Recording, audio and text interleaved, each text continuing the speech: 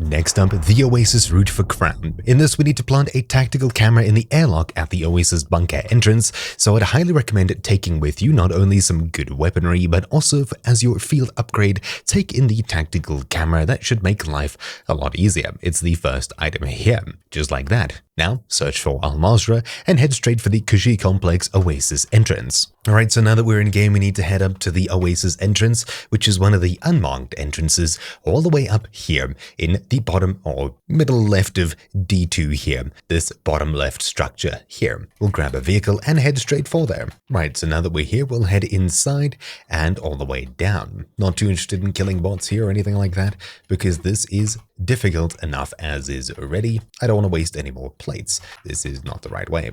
Also, having a gas mask for the Oasis entrance is a very good idea.